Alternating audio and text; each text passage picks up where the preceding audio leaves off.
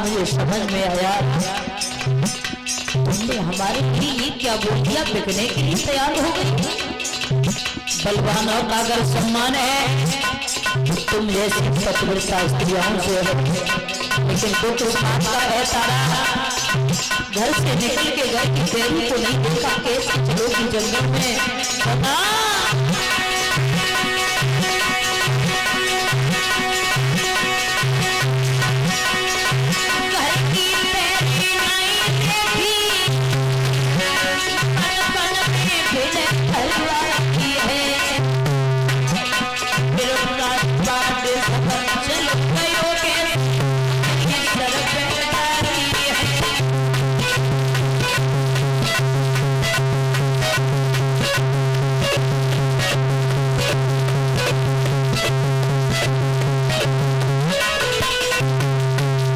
हरिश्चंद्र ने कहा है तारा, बड़ी करड़ी हुई कमी हुई तुम जैसी ही महिलाओं से, बलवानों की गर्दी इज्जत है तो तुम जैसी ही महिलाओं से। तुमने कभी घर से निकल के अरे बाहर का माहौल नहीं देखा, तारा कैसे चलोगी मेरे साथ में। तारा ने कहा है महाराज कोई बात नहीं, आप जाकर के संत जी से कह दो हम तैयार हैं।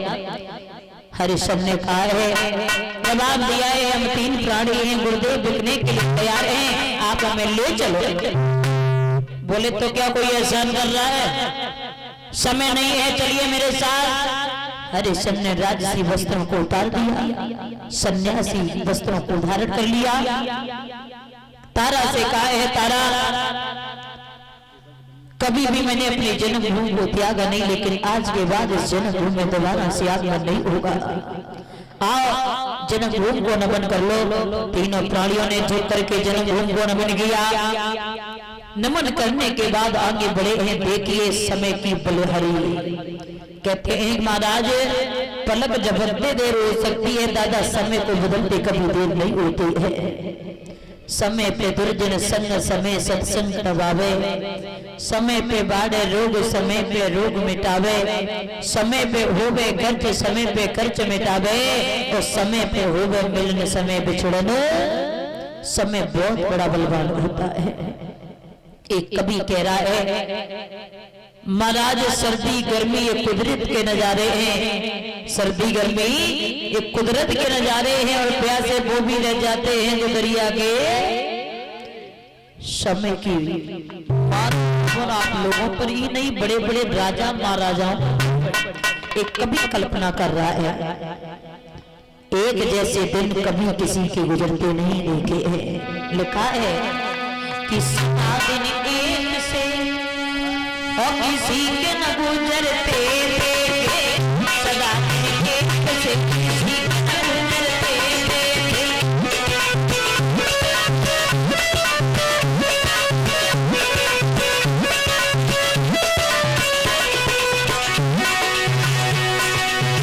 सदा दिन एक से किसी के न गुजरते देखे, इंसान दुनिया में चढ़ते उतरते देखे,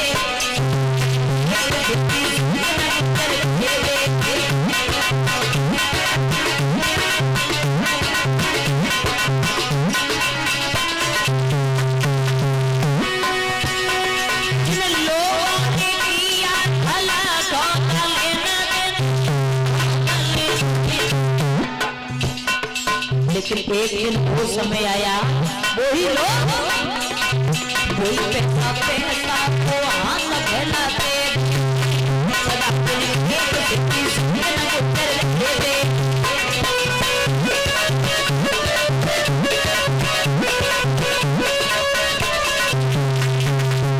देखिए समय की बलिहारी, समय की मार हमारा आप लोगों पर नहीं, कभी कल्पना कर रहा है समय किसने नहीं देखा। सुना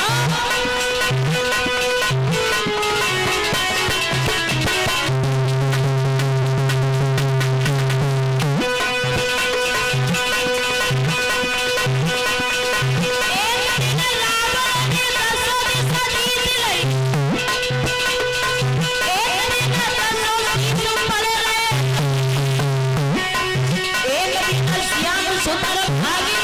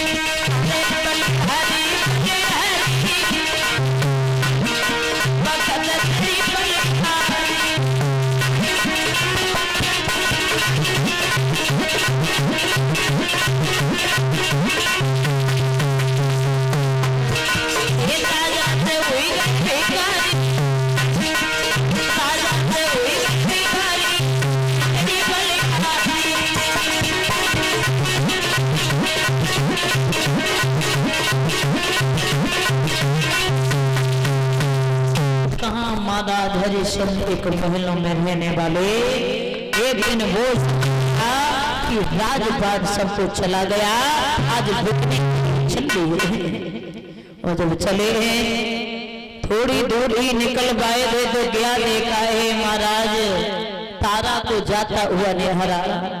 पीछे से दासी चिल्लाने लगी, जवाब दिया, रे महारानी कहाँ जा रही हो? जाते जाते मुझे भी साथ ले लो।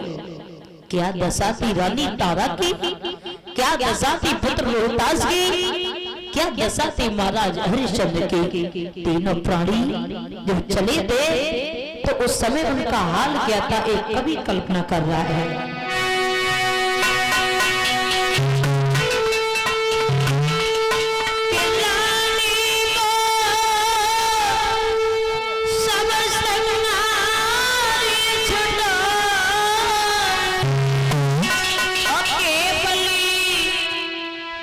साड़ी मोटी है और राजन पहने बलद होती है, बेटा पर भटी लगोती है।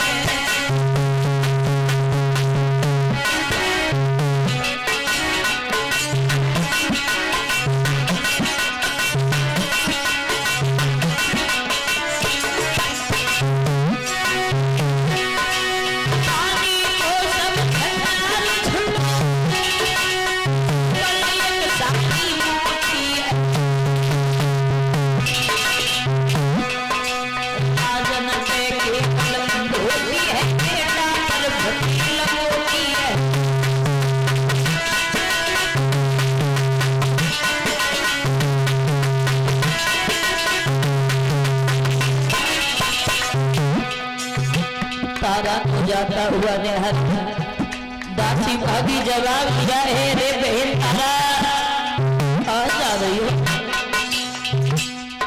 सुख दुख में आपने मेरा साथ दिया, आज आपके ऊपर दुख है तो मेरा भी दायित्व बनता है हम आपके के दुखों को बताऊं। मुझे भी ले चला, रो करके बोली है रानी से दासी।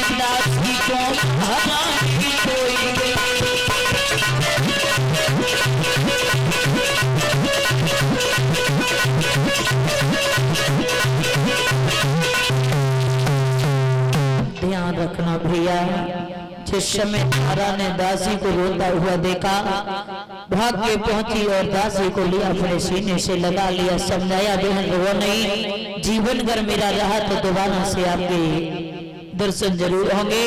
अगर जीवन ही नहीं रहा तो जान लेना हमारे राज्य में कोई रानी नहीं थे। समझाया, वापस कर दिया। चले हैं महाराज हरिश्चंद्र, बालक रोहतास रानी तारा, और जैसे ही हरिश्चंद्र को जाता हुआ देखा जो महाराज पीछे से जितने भी प्रजा भागते हुए आ रहे हैं। अरे महाराज कहाँ जा रहे हो, मुझे भी लगा लो साथ में। आज से सुन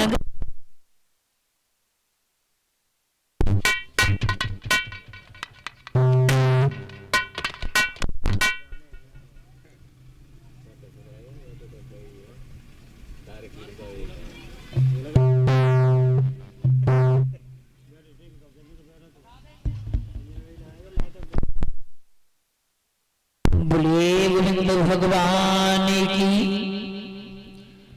हरिश्चंद्र ने जवाब दिया है, भैया आज से इस राज्य का राजा ये जो संत दिखाई दे रहे हैं आगे बढ़े हैं। चलिए विश्वामित्र के सामने हरिश्चंद्र ने हाथ जोड़े और कहा है, भैया आप हमें जो भी सजा दो वो हमें मंजूर है, लेकिन जाते जाते दो बातें जरूर कहेंगे।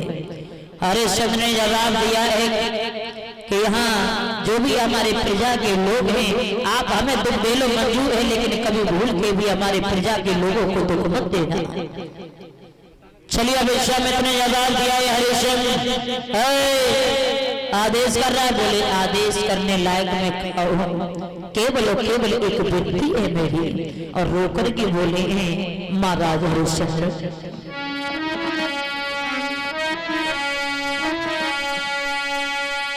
एक विनती है नाथी हमारी,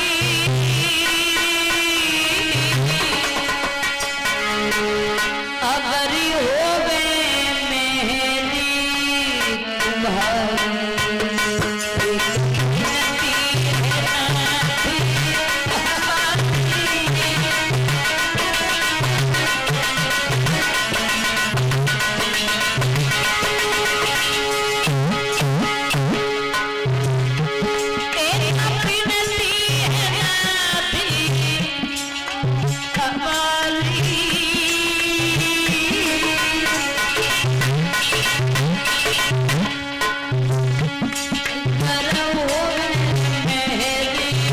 तुम्हारी, एक विनती है नाथी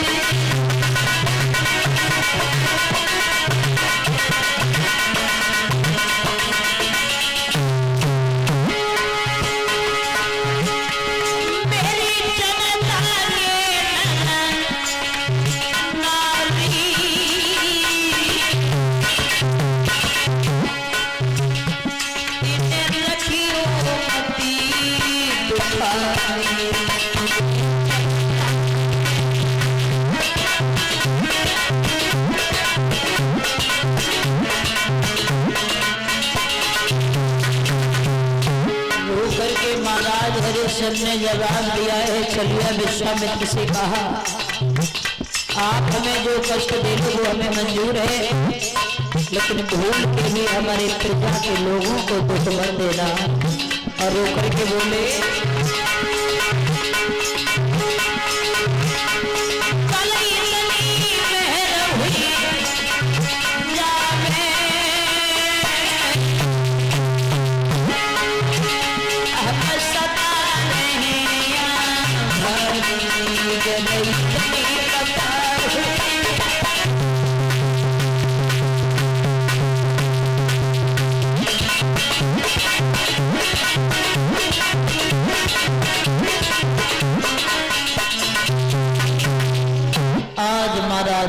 ने चलिए विश्वामित्र के सामने विनती की है। चलिए विश्वामित्र ने जवाब दिया है, अब तुम्हारा अधिकार नहीं है हमसे हुक्म करने का। अब आइए, ज्यादा समय नहीं है, अब ये बता दो तुम्हें बेचने के लिए कहाँ ले चले। बोले अगर ले जाना है, बोले कहाँ ले चले, ले जाना नहीं, चारों तरफ तो तेरा राज्य है, कहाँ ले जाए तुझे। हरिश्चंद्र ने जवाब दिया आप हमें काशी में ले चलो। काशी भोले बाबा के त्रिशूल के ऊपर है जो भी गया वहां अवतार हुआ, आप काशी में ले चलो। चले हैं आगे आगे चलिए, अब सब जा रहे हैं गाड़ियों को साथ लेकर के कुछ दूर ही निकल पाए थे। क्या देखा है बेटा रोहतास ने कहा है अरे भैया कितनी दूर है काशी नगरी, अब हमसे चला नहीं जाता। माँ कितनी दूर है? तारा ने कहा है बेटा समय का इंतजार करो, आने वाली एक काशी नगरिया। जब बेटा तक गया तो आज तारा ने रोहतास को गोदी में ले लिया। थोड़ी दूर ही निकल पाए थे, रोहतास को इतनी तेजी से चक्कर आया जो बेटा बेहोश होकर जमीन पर गिर गया। और जैसे ही गिरा तारा ने कहा है महाराज ये देखो बेटा को क्या हुआ, और मेरा बेटा अगर चला गया तो सिर्फ बेटा के बगैर मां का जीवन जीवन नहीं होगा, मैं अपने प्राणों को आहुति दे दूंगी। लौट करके मैं एक ही दिखाऊंगी अपना मुख अपने राज्य में जाकर के, इसलिए निवेदन है इस बच्चे को थोड़ा सा जल पिला दो। आगे बढ़े हैं विश्वामित्र जवाब दिया रे क्यों नहीं पिला देते हो जल? हरिश्चंद्र ने जवाब दिया तारा पागल हो गई, अभी तो अपने राज्य में चल रहे हैं, बच्चे को अगर जल पिला दिया तो मैं अपने धर्म से वंचित हो जाऊंगा। तारा ने कहा है महाराज फिर बेटा की तरफ नहीं देख रहे हो? रो करके बोली है तारा महाराज सुनो, नाथ मेरी होई गोद खाती तो प्यासो मरी रो मेरो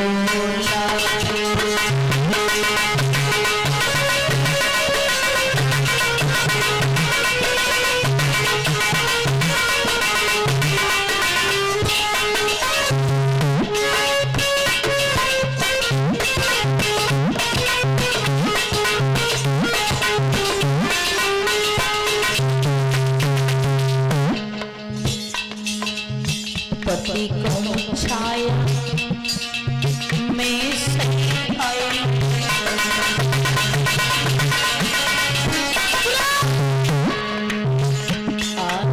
पी के प्यास बुझाए,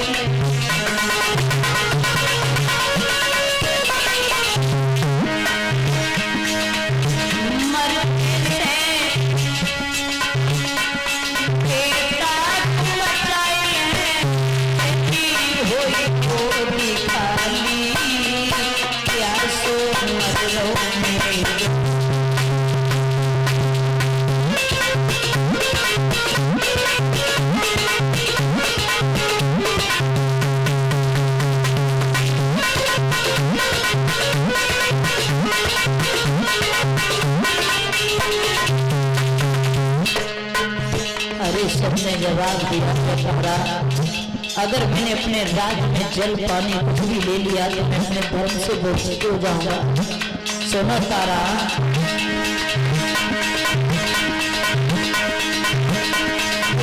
जो अपने खाती राज्य में खाना सर में पाप चढ़े धर्म की रोई खानी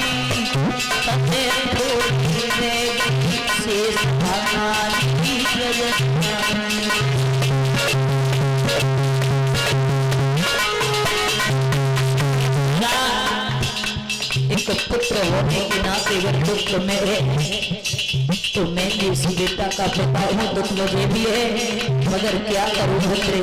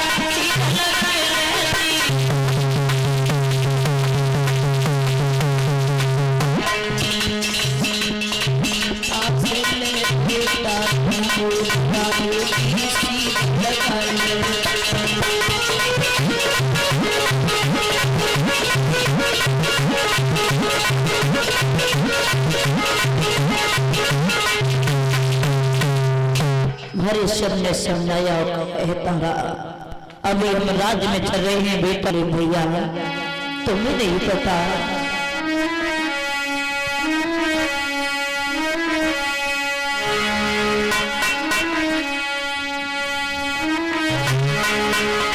रोकर कहा है महाराज, मेरा राजपाट चला गया, काशी में बिकने के लिए आया, अगर आपने मुझे नहीं खरीदा तो इन महात्मा जो संत जी खड़े हैं इनका ऋण नहीं चुका सकता।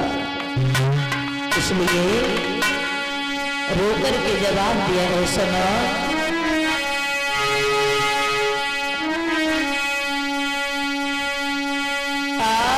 रोए रोए राजा कहें कि भैया बात सुना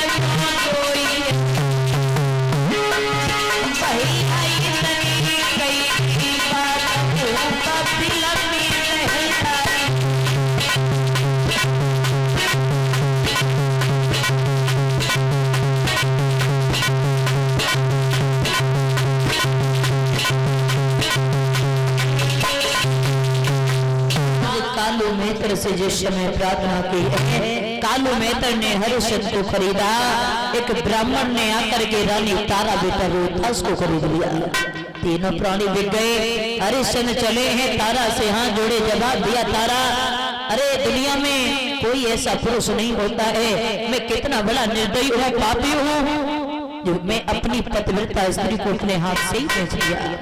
तारा ने कहा है महाराज आप चिंता ना करो, आप जहां रहो वहां सुखी रहना, लेकिन मैं जा रही हूँ, आपको जो काल दिया जाए उस काल पर ध्यान देना, लेकिन मेरी चिंता मत करना, ये शरीर ये तन आपका है, चाहे इसे टुकड़े टुकड़े में विभाजित क्यों ना कर दो। तारा चली गई। हरिश्चंद्र कालू मित्र के यहाँ पहुंचे, कालू मित्र ने गला दिया, कहा हरिश्चंद्र आज से तेरा नाम हरिश्चंद्र नहीं बलकरिया है, नहीं तो तुझे जल भरना पड़ेगा। बोले मंजूर है भैया, एक दुकान नियुक्त कर दी, जब भी भूख लगे तो भोजन कर लेना, लेकिन चलिए विश्वामित्र ने पीछा नहीं छोड़ा। प्रथम दिन भोजन करने के लिए गए, बिल्ली का रूप धारण करके आगे हरिश्चंद्र ने सारा भोजन बिल्ली को खिला दिया। कभी कुत्ते का रूप धारण करके आए, कभी सुगर का आए, एक दिन नहीं 2 दिन नहीं, बल्कि हरिश्चंद्र को 26 दिन हो गए अन्न जल ग्रहण नहीं किया, शरीर सूख गए। तो इस घड़े को जरा मेरे सर पे रखवा दो और रोक करके आज महाराज हरिश्चंद्र बोले, तारा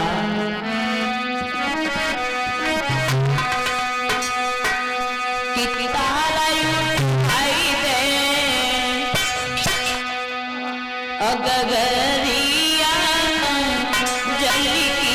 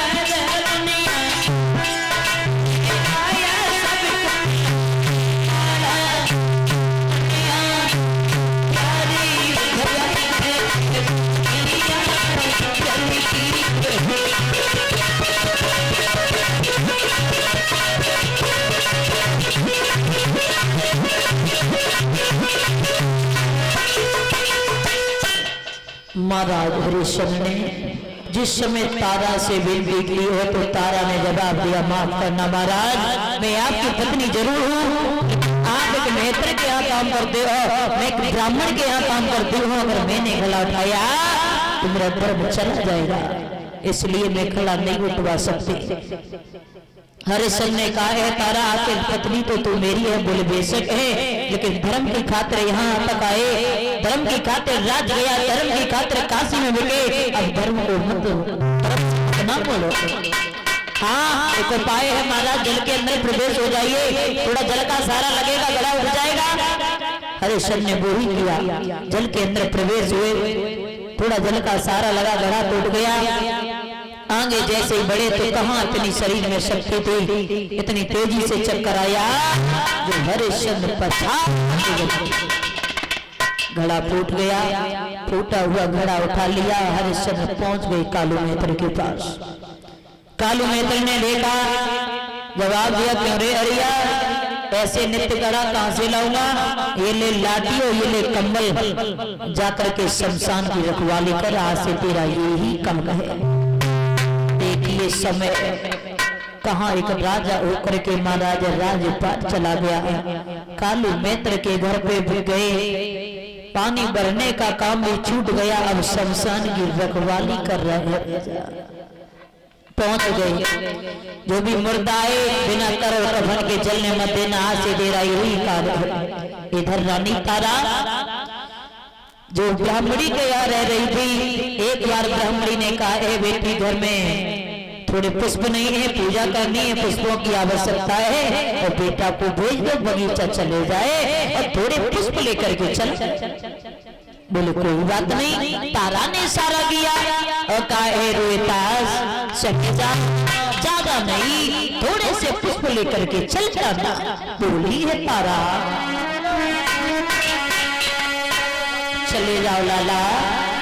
और रोहितास समय चले हैं, वैसा ही नहीं लोगों कि माटी की पावन पे और डलिया हाथन में कुमारी चलो।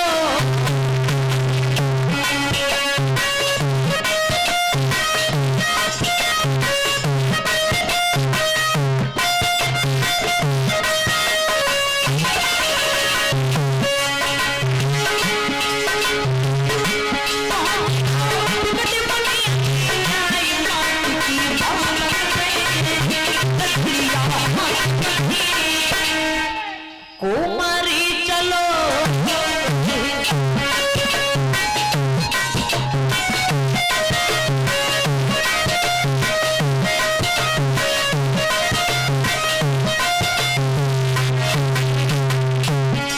पहुंचते हैं रोहतास बगीचे में। क्या देख लाला ने उस बगीचे के अंदर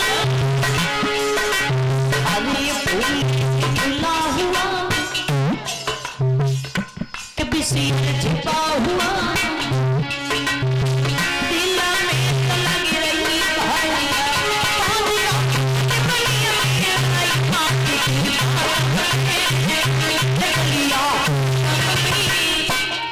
कुमारी चलो।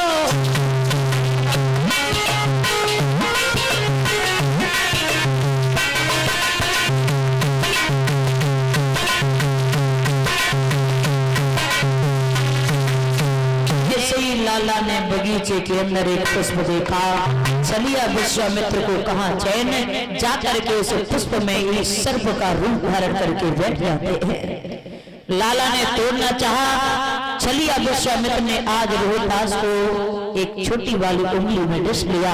लाला हाय मां कहकर के जमीन पर गिरा। चलिया विश्वामित्र ने काशी में जाकर के आवाज लगा दी, अरे काशी के लोगों, किसी का बालक पुष्प लेने के लिए बगीचे में गया था, बड़ा सुंदर था, अरे उसे किसी जहरीले सर्प ने काट लिया। जिस किसी का बालक हो वो जा करके देख ले। के कानों में आवाज पड़ी, तारा बह गई। नंगे पैर ही तारा भाग खड़ी हुई, जाकर के जैसे ही बगीचे की ओर निहारा, ये तो मेरा ही बेटा है। झपट के रोहितास को उठाया, गोदी में बैठा लिया, जवाब दिया, लाल क्या हुआ रोहतास, अभी तो तुम बड़ी अच्छी तरीके से पुष्प तोड़ने के लिए आए थे, क्या हुआ मेरे पुत्र? रोने लगी है मैया और कहे रोहतास,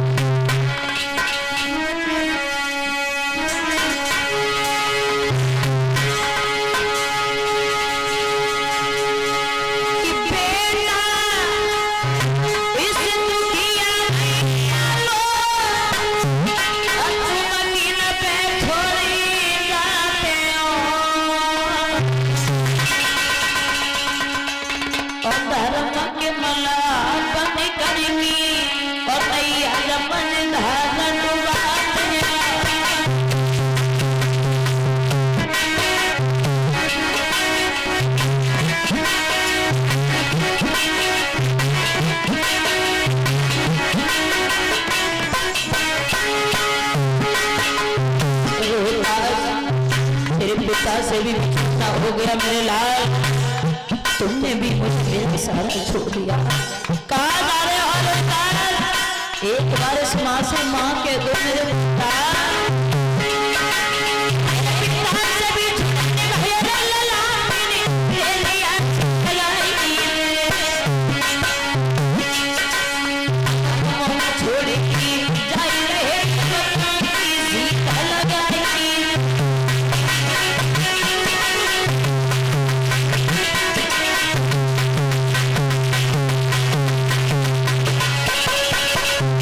याद रखना भैया, तारा ने जैसे दहाड़े मार मार के रोना शुरू किया, क्या देखा है रोहतास ने को हुंकार भरी, माँ आप रो रही हो?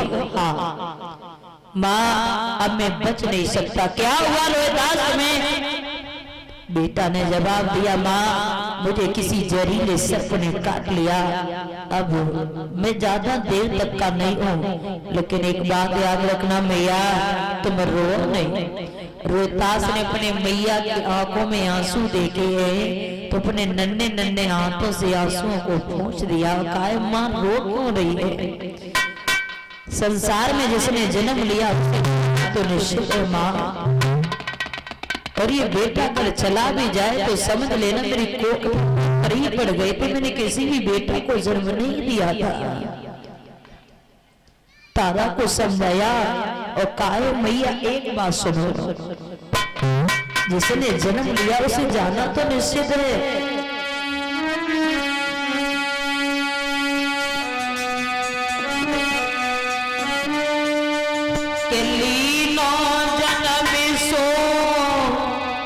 मरती है अधीरज दिल को दीजिए, और एक बारी पुचकार की मुझसे प्यार मैया कीजिए।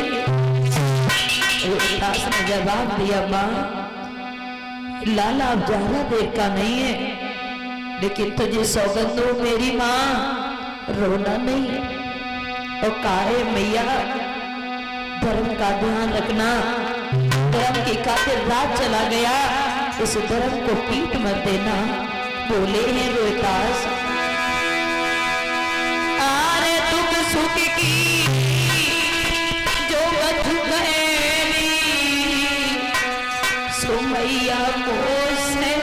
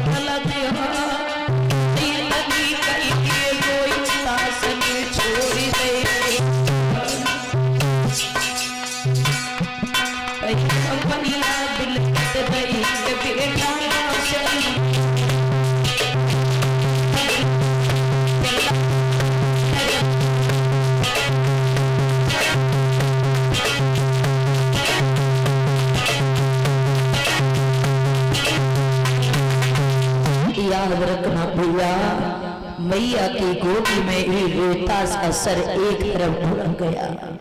तारा ने जैसे ही अपने लाला को देखा दाढ़े मार मार के रोने लगी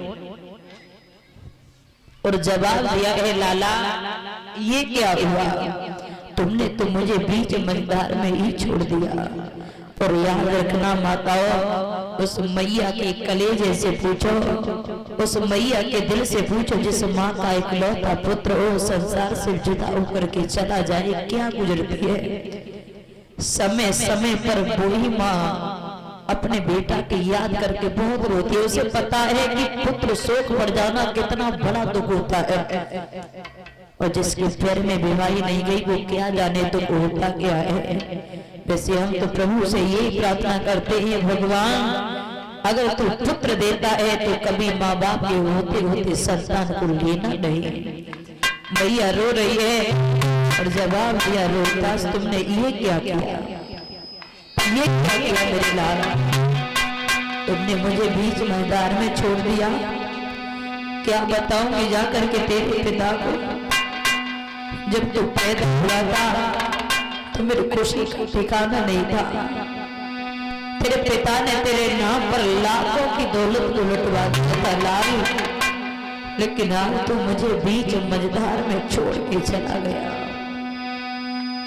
रोहतास एक बार ऐसे मां से बात दो मेरे लाल, कितनी गहरी नींद में तू सो गया, ये मां को तसल्ली बना दे मेरे पुत्र।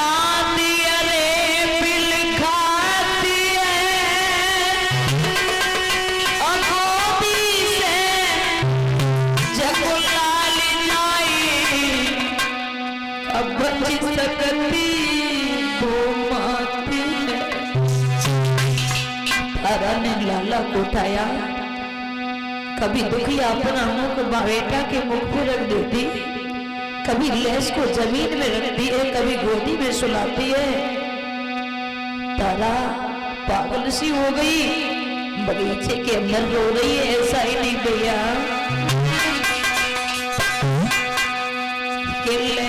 रोहिती को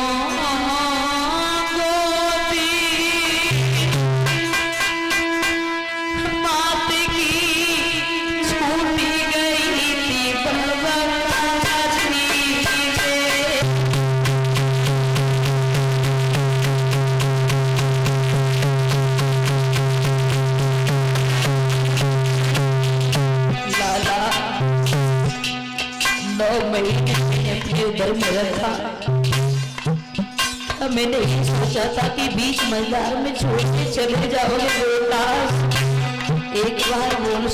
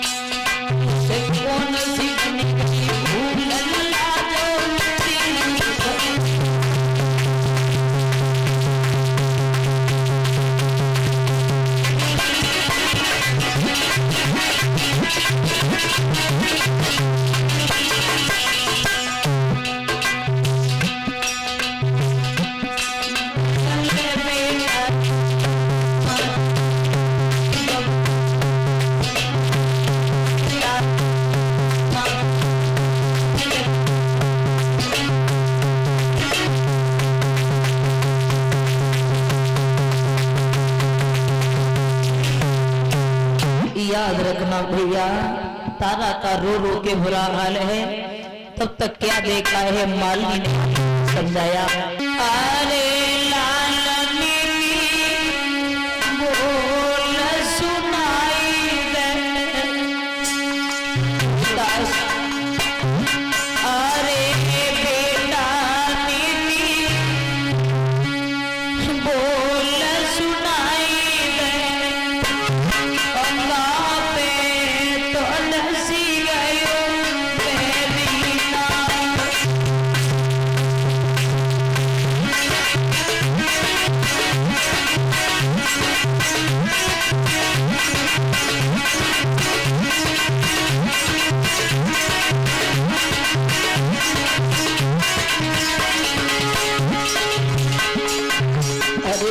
जवाब दिया रोला।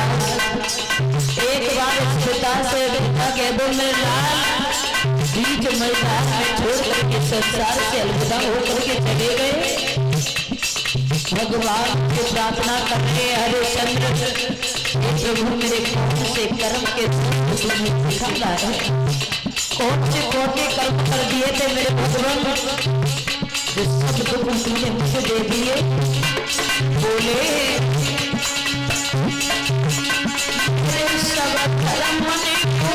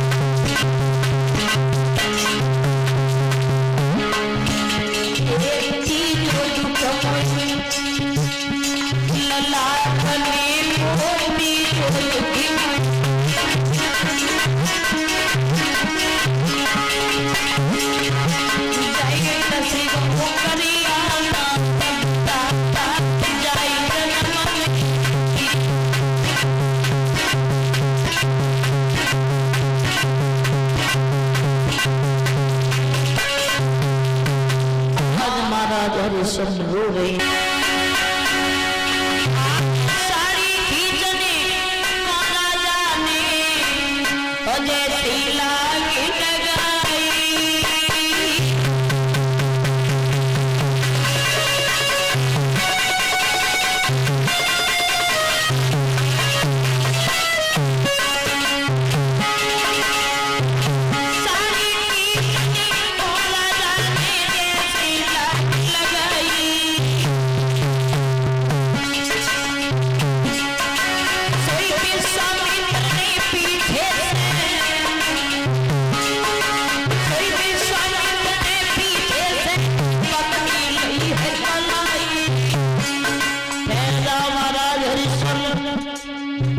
आज मेरे सपने में आया तुम बहुत बड़े दानी राजा और अल्लाह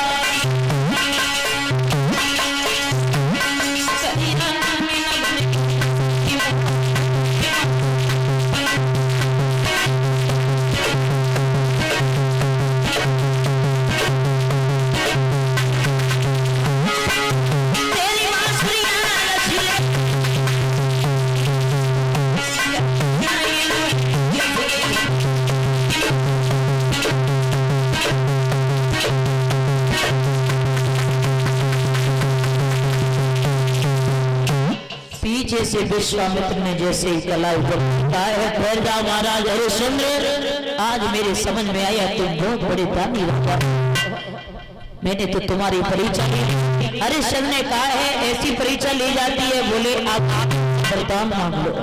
बोले महाराज मुझे कोई वरदान नहीं चाहिए, लेकिन मेरी परीक्षा ले